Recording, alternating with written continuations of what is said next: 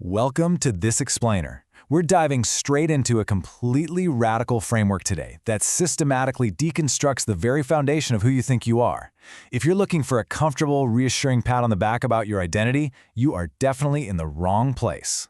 We're going to unpack the intense, deeply challenging philosophy of UG, who argues that the self you wake up with every single morning is nothing more than a highly advanced illusion. So get ready, because we're breaking down exactly how this illusion is built, how it survives, and what happens when you finally see right through it.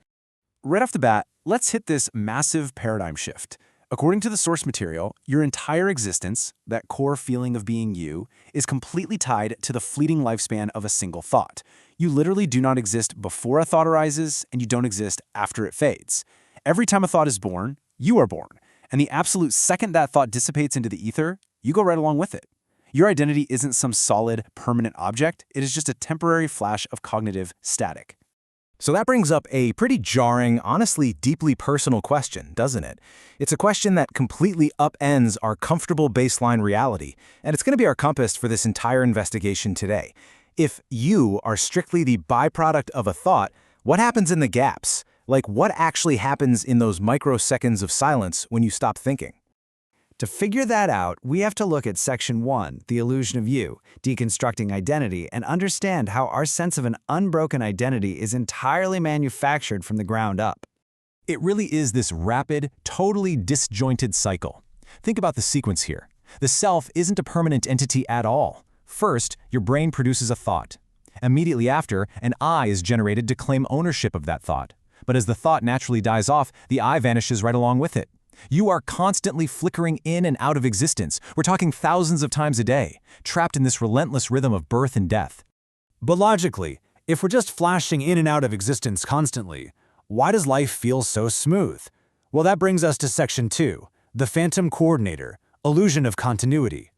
Here's the wild part. This coordinator is quite literally a phantom. It's just a trick of language working overtime to stitch together completely separate moments so you don't feel like you're glitching out of reality. It's a lot like an old film projector. A movie is actually just thousands of individual still photographs, right? But when you run them through a projector fast enough, it creates the perfect illusion of continuous motion. The coordinator in your mind acts exactly like that projector. It uses memory and language to bind those isolated flashes of I into what feels like an ongoing unified biography. But at its core, it's just an incredibly convincing special effect. Okay, so if the I is just held together by a phantom coordinator, where do the actual thoughts come from? Let's step into Section 3, inside the thought sphere, collective culture. This is where it gets fascinating. And yeah, maybe a little ironic since we're using collective cultural thoughts right now to try and understand this, but absolutely none of your thoughts are your own. Seriously, 100% of the thoughts you claim as yours are downloaded directly from the collective culture. 0% are actually original to you. UG argues we all live inside this shared thought sphere. Every single opinion, desire, or judgment you have is just recycled material floating around in there. You're essentially renting thoughts from humanity's database and just slapping a name tag on them. And this borrowed nature of thought builds a massive divide in how we experience things. UG asserts that this continuous stream of cultural thought operates on a parallel track, completely disconnected from the actual movement of life. Imagine two trains running side by side, but they never, ever touch. One train is the physical sensory reality of life unfolding right now in the present moment. The other train is the movement of thought, constantly chattering about the past, worrying about the future, analyzing everything. Because thought is trapped on its own track, it never actually touches life. It only ever interacts with its own definitions of life. Because thought is trapped on this isolated track, just endlessly spinning its wheels, it starts to panic. Which leads us to Section 4, thought's survival instinct, protecting the self.